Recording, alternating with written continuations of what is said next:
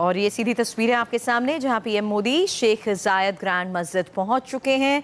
जैसा कि हम आपको ब्रेक से पहले भी बता रहे थे कि अब से थोड़ी देर में पीएम पहुंचने वाले, और ये सीधी तस्वीरें आपके सामने जहां पीएम मोदी शेख जायद को श्रद्धांजलि देने के लिए अबू धाबी की शेख जायद ग्रैंड मस्जिद पहुंच चुके हैं।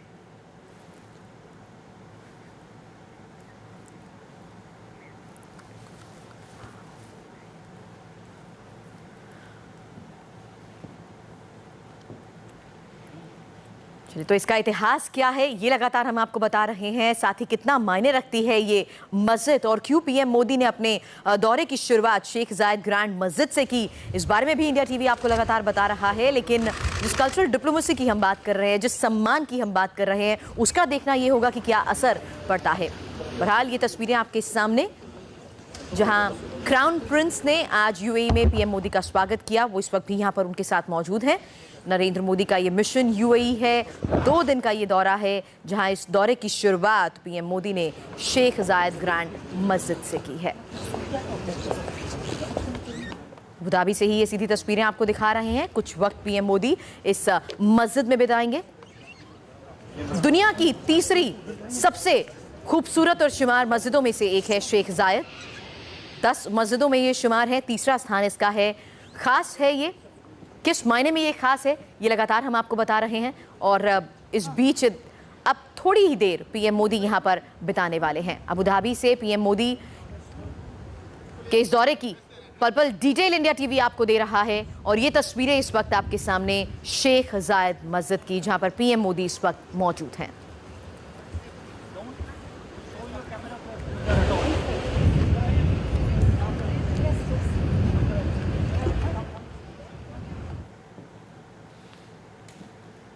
हालांकि इस मस्जिद में पीएम मोदी न सिर्फ इस मस्जिद की खूबसूरती को हम देखेंगे, बल्कि यहाँ पर काफ़ी देर वो वक्त बिताएंगे। क्या खासियत है इस मस्जिद की, ये हम आपको लगातार रिपोर्ट्स के जरिए बता रहे हैं।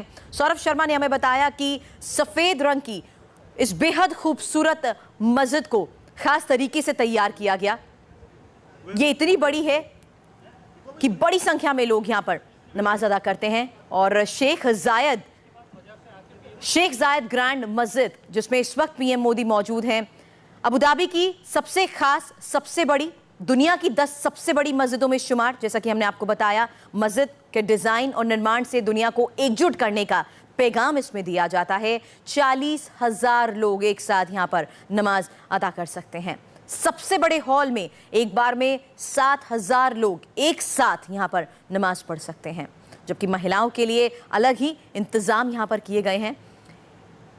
इस मस्जिद की खासियत यही नहीं है, शेख जायद मस्जिद की एक एक ईंट, इसकी दरों दीवारों, यहाँ की कलाकारी और नक्काशी, यहाँ दिन के पहर और महीनों के हिसाब से बदलने वाली लाइटिंग किसी को भी आकर्षित कर देती है। और यही इसकी खासियत है। और ये अंदर हॉल की तस्वीरें ही हम आपको दिखा रहे हैं, जिसका जिक्र मैंने अभी किया और आपको बताया कि इसकी खूबसूरती सबसे ज्यादा मायने रखती है। और पीएम मोदी इस वक्त इसी शेख जायद ग्रैंड मस्जिद में मौजूद हैं। उन्हें यहाँ के बारे में एक एक डिटेल जानकारी दी जा रही है। आपको बता दें, मस्जिद में 10 मीटर और 9 टन वजन का सबसे बड़ा झूमर भी लगा हुआ है, जिसकी एक झलक हमने आपको अभी दिखाई थी। एक फारसी कालीन को लेकर भी ये सबसे ज्यादा चर्चा में रहती है, जिसमें 9,000 लोग बैठ सकते हैं। सफेद रंग की इस भव्य मस्जिद के मुख्य गुंबद की भी सबसे खास है, जिसकी ऊंचाई 75 मीटर और लंबाई 32 मीटर बताई जाती है। सौरभ शर्मा इस वक्त हमारे साथ हैं। सौरभ, बेहद भव्य खूबसूरत शेख जायद मस्जिद, पीएम मोदी तो यहां पर पहुंच चुके हैं, लेकिन इसकी खासियत आपकी रिपोर्ट के जरिए हमने जरूर देखी, लेकिन हमारे दर्शकों के साथ फिलहाल इसके बारे में आप क्या इंफॉर्मेशन शेयर कर सकते हैं? सुरभि, यहाँ ये माना जाता है कि अबू धाबी में आने जो भी लोग आते हैं, उनका दौरा या यूएई में आने के बाद दौरा पूरा नहीं होता, आपका घूमना पूरा नहीं, अगर आप शेख जायद मस्जिद नहीं गए तो। बहुत खूबसूरत मस्जिद है, दुनिया की सबसे बेहतरीन बड़ी मस्जिदों में मानी जाती है। हजारों लोग एक साथ इसमें बैठकर नमाज अदा करते हैं। दुनिया भर से लोग इसको देखने के लिए आते हैं। और जो आप बता रही थी अभी इस मस्जिद के बारे में, इसके अगर आप गुंबद देखेंगे, इसमें कुल 82 गुंबद हैं और 1000 कॉलम है, यानी स्तंभ बने हुए हैं। और जितनी गुंबद है, उनकी चोटी पर जो काम हुआ है वो खालिस सोने का है, वो खालिस सोना ऊपर लगा हुआ है। और शेख जायद जो थे, जो कि यहाँ यूएई के राष्ट्र निर्माता के तौर पर उनको देखा जाता है, फादर फिगर के तौर पर हर कोई मानता है, केवल अबू धाबी में नहीं बल्कि बाकी जो 6 अमीरात हैं उनमें भी उनका वही रुतबा है। और तो उनका मकबरा भी यहीं पर बना हुआ है। तो प्रधानमंत्री का यहाँ आना, उसमें दोनों बातें हैं कि एक तो आप जैसे भारत में कोई भी फॉरेन डिग्निटरी आता है तो वो राजघाट जरूर जाता है महात्मा गांधी की समाधि पर, ऐसा ही यहाँ यूएई में है कि कोई भी विदेशी नेता जब आता है तो वो शेख जायद मस्जिद जाता ही जाता है। और दूसरा ये कि अपने आप में बहुत खूबसूरत जगह है ये, उसको देखने के लिए भी। और इसके अंदर जब वो जाएंगे तो वो देखेंगे कि जो यहाँ का मुख्य प्रार्थना स्थल है, वहां पर एक ईरानी कालीन बिछा हुआ है। वो दुनिया का सबसे बड़ा अनकट कालीन है, हैंड वोवन कालीन है, हाथ से बना हुआ कालीन है। और उसके ऊपर 9,000 लोग एक साथ बैठकर नमाज अदा करते हैं। बहुत खूबसूरत है। अंदर हम कल इस मस्जिद के गए थे, जो इसमें नक्काशी की गई है, जो काम किया गया है, कुरान की आयतें जो कि दीवारों पर लिखी गई हैं, वो सब बहुत ही उम्दा हैं, बहुत खूबसूरत हैं। और इस पे जब शाम ढल जाती है, जैसा अभी माहौल हो रहा है यहाँ पर, उसके बाद इसको नीली रोशनी से इसको जगमग कर दिया जाता है इस मस्जिद को। तो वो भी अपने आप में बहुत खूबसूरत नजारा होता है इसको देखने का। 11 साल लगे थे इस मस्जिद को बनाने में, और जो मरहूम शेख जायद हैं उन्होंने ही इसको बनवाना शुरू किया था। और 1991 में बननी शुरू हुई थी, और उसके बाद ये फिर 2000 उसके बाद 11 साल में ये जाकर के बनी है।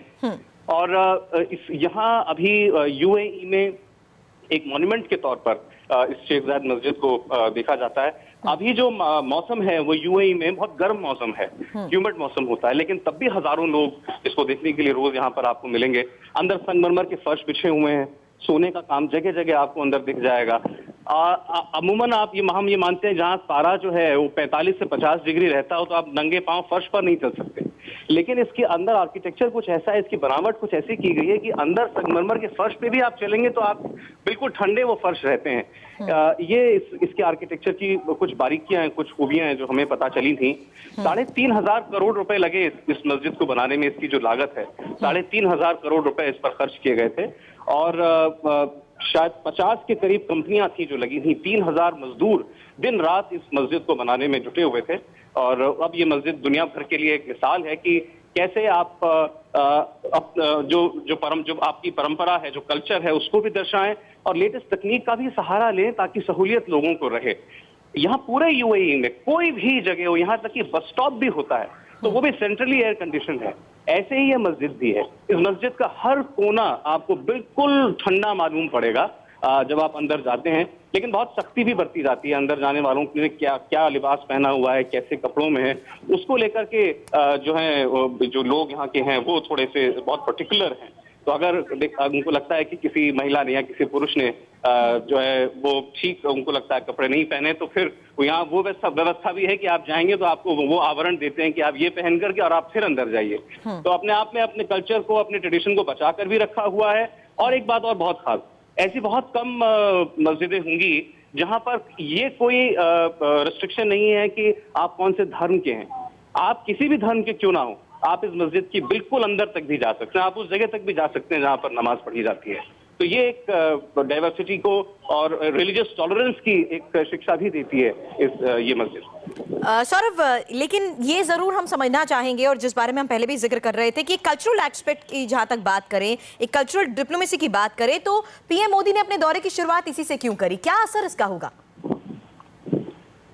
देखिए, इसमें जैसा मैं आपसे पहले कह रहा था, ये हमें भारत में जो माहौल है या भारत में जिस किस्म की पॉलिटिक्स होती है उसको देखें, और खास तौर पर जो कुछ बातें जो हैं वो बीजेपी के साथ जोड़ी जाती हैं, आरएसएस के साथ जोड़ी जाती हैं, उनको देखें तो हो सकता है ये लगे कि वो यहाँ आए हैं तो शायद इसमें कोई पॉलिटिक्स हो।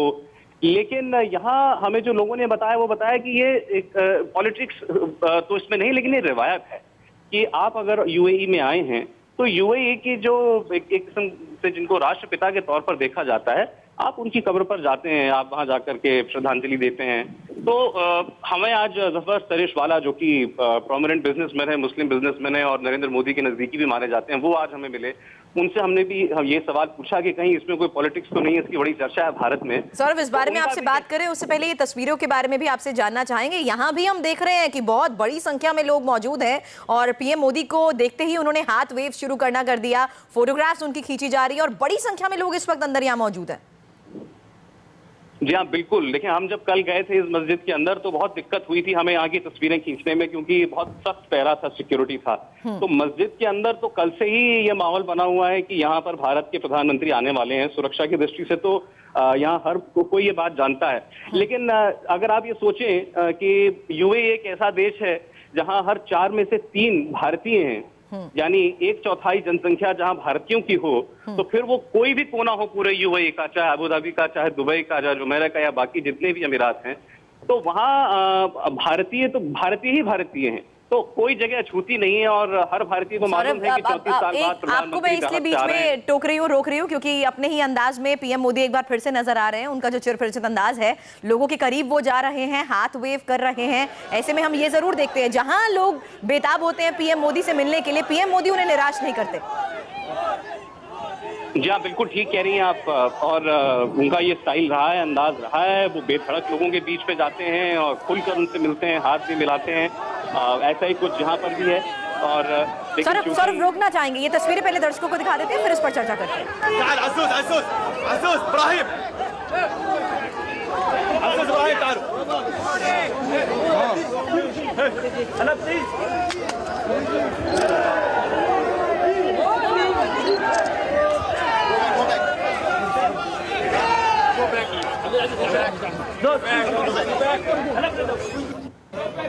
बाइक ले लेते हैं हम, नीचे लो पकड़ो, ये लगाओ, ये लगाओ।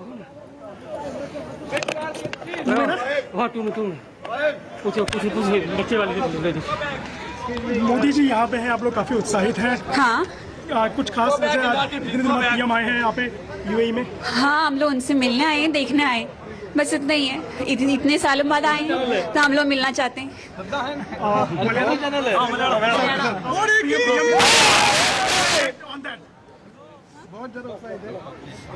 There is a prime minister came after 34 years to hear the voice of lovers. Yeah.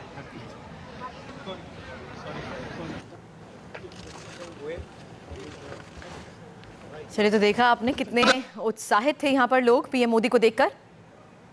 It's a big, like, you know, it's a big pleasure to us to see being an Indian. And we are